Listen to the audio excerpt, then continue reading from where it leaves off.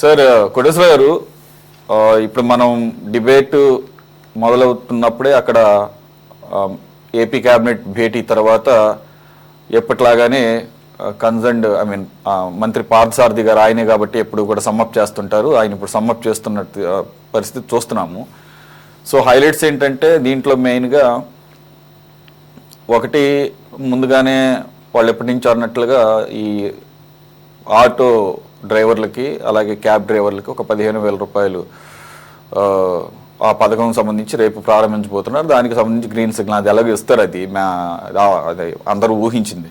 పక్కన పెడితే ఇక్కడ సర్ప్రైజింగ్లీ అమరావతి పరిధిలో ఎప్పుడైతే 2014లో డిసైడ్ చేశారో సమ్ అరౌండ్ 37,000 ఎకర్స్ పైన అంటున్నారు. మళ్ళీ ఈరోజు ఆయన అంతా కూడా రీక్యాప్ చేస్తున్నారు ఎగ్జాక్ట్ ఫిగర్స్. ఇప్పటివరకు మనం 33,000 ఎకరాలు 33,000 ఎకరాలు అంటే అది ఒక నానుడిగా పడిపోయింది. కానీ టోటల్గా ఇప్పుడు 34,000 పైచిలకు ఎకరాలు తీసుకున్నారట 2019 వరకు. కానీ టోటల్ టార్గెట్ వచ్చి 37,000 ప్లస్ అంటున్నారు. అయితే కొంతమంది రైతులు అప్పట్లోనే మనం కూడా అనేక సందర్భాల్లో అనుకున్నాం, కొంతమంది రైతులు, చాలా తక్కువ మంది రైతులు ఇష్టపడలేదు.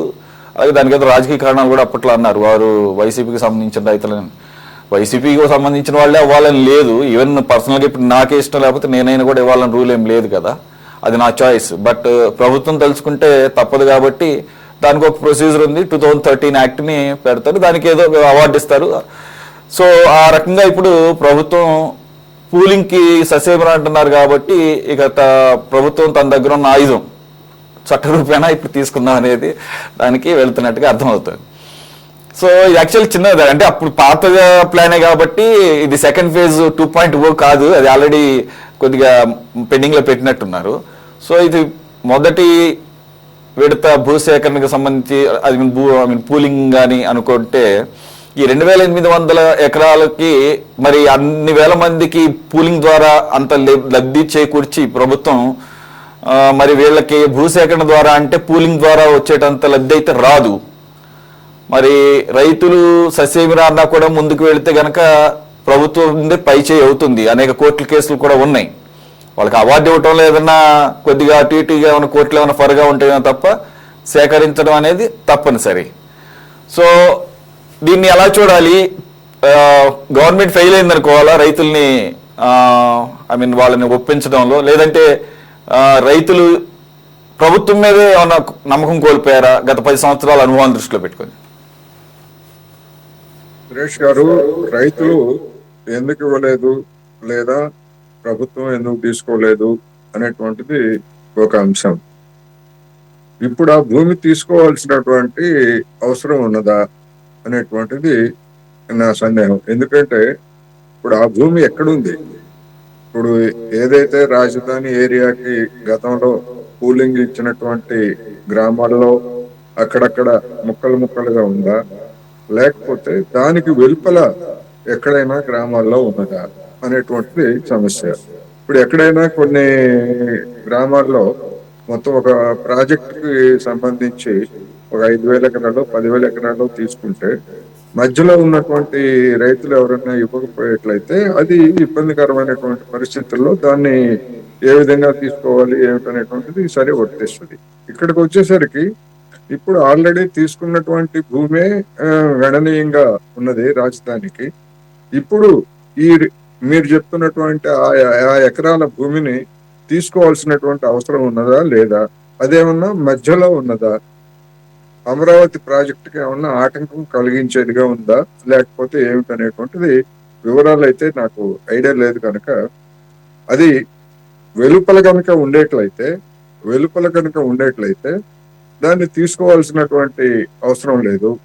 ఎందుకంటే ప్రజా ప్రయోజనాల రీత్యా తీసుకోవాలి అని తీసుకునేందుకు రాష్ట్ర ప్రభుత్వానికి అధికారం ఉన్నప్పటికీ ఏమిటి ప్రజా ప్రయోజనాలు అనేటువంటిది అక్కడ ఎస్టాబ్లిష్ చేయాల్సి ఉంటుంది. లేకపోయేట్లయితే దాన్ని కోర్టులో సవాల్ చేసేటువంటి అవకాశం కూడా ఉంటుంది. ఉదాహరణకు ఒక రైలు మార్గం వేయాలి. ఆ రైలు మార్గం వేసేటువంటి దారిలో కొంతమంది రైతులు మేము ఇవ్వము అంటే ఆ రైలు మార్గం మధ్యలో ఆగిపోతుంది.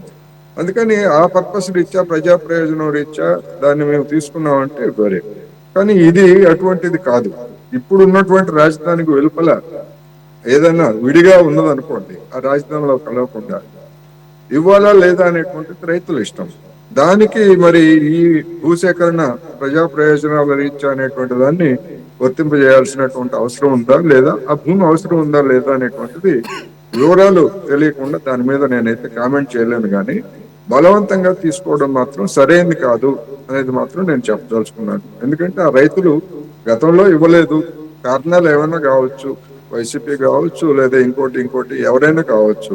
అక్కడ పార్టీ కాదు కదా, రైతులు. రాజకీయ అభిప్రాయాలు ఏమైనా ఉండొచ్చు, ఈ 10 ఏళ్లలో మారిపోయి ఉండొచ్చు.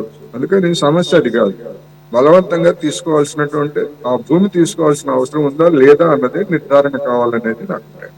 మీరు సీడ్ యాక్సెస్ రోడ్ అన్నారు కదా, ఉండవల్లి, పెనుమాక, వెంకటపాలెం ఈ గ్రామాలని కలిపేటువంటి యాక్సెస్ రోడ్డు ఆగిపోయింది. కారణం ఏంటంటే కొన్ని ప్రాంతాల్లో ల్యాండ్ లేదు.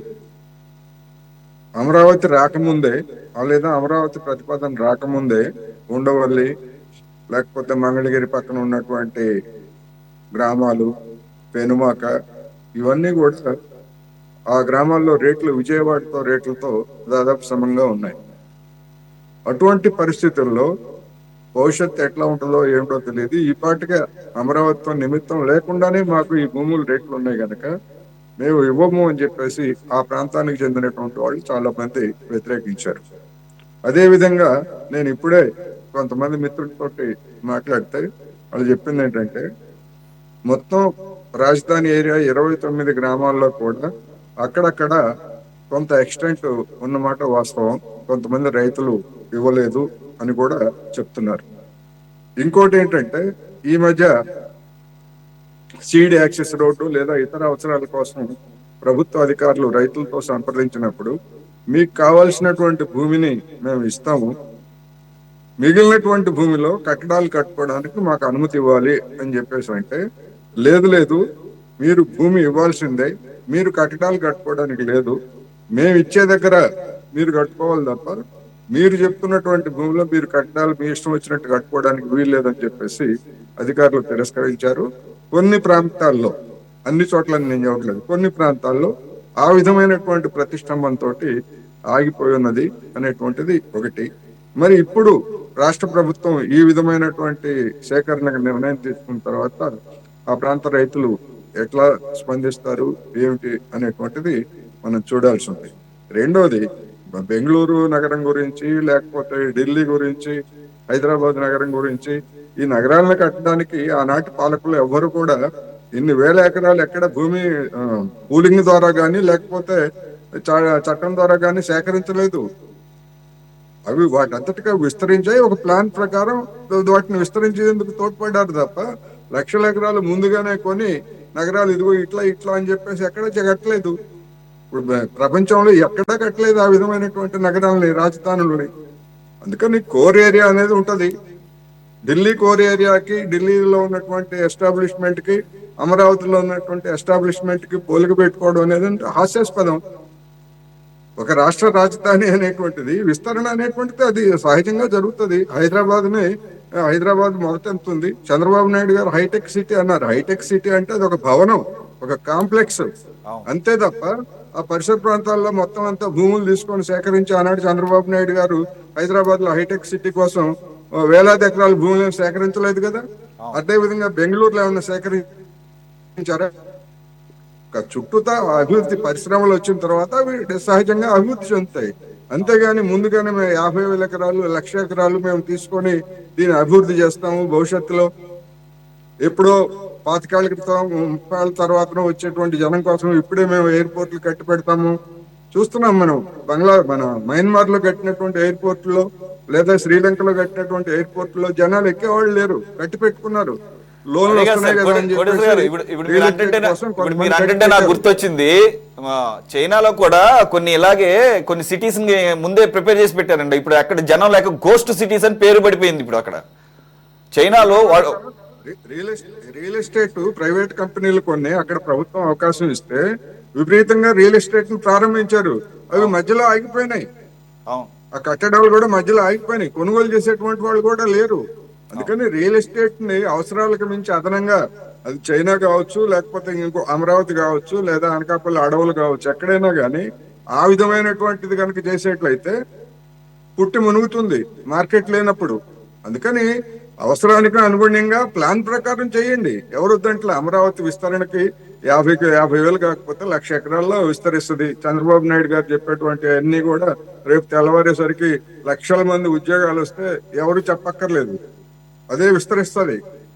అందుకని అదే సహజంగా విస్తరించాలి తప్ప బలవంతంగా ముందే తీసుకోవడం ఏమిటనేటువంటిది ఇక్కడ సమస్య.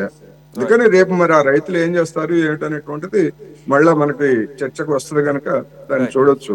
కానీ ఇతర నగరాలు అంత ఉన్నాయి, పెద్ద ఉన్నాయి. మరి అలా అనుకునేట్లయితే మరి హైదరాబాద్ లో నగర పరిసరాల్లో 1,5,00,000 జనాభా ఉంది. తీసుకొస్తారు అమరావతికి ఇప్పుడు అంతమంది జనాభాని? బెంగళూరులో ఉన్నటువంటి జనాభాని తీసుకొస్తారా? ఎక్కడి నుంచి తీసుకొస్తారు?